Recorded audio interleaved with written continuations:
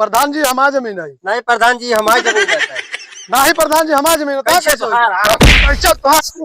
ये हमारी जमीन है। तो कद हम कोर्ट में देख ले। हाँ देख ले भाई देख कोर्ट में आ गए।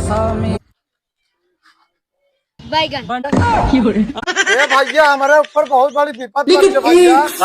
काका भैया हमारे मेहरुआ का हरनिया हो गया भैया। 1 लाख रुपया दे दो हमका कर्ज। कब हाँ है? हाइड्रोसील हो गया भैया। हमारे 15 बीघा में जोत ला भैया तू। पूरे 15 बीघा हो खेतवा कहाँ पर? अरे 5 बीघा है भैया। अच्छा ठीक है ला फिर ठीक है लेकिन हम खेत देख के आओ तो है। ठीक है भैया ठीक है। ठीक है ये भैया ये देखा फरगोर वाला घाटा अब एक सुबेरे झुल्लू काका का 1 लाख रुपये दे के ले बाटी एक उनका 1 लाख हमका दिए तो खेत लिया हो।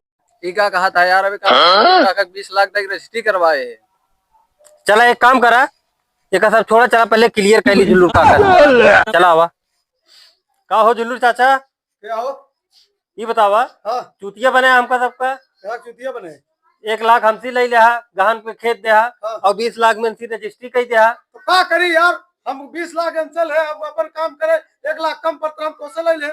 हमारा काम हो गया जा तुझमें करे।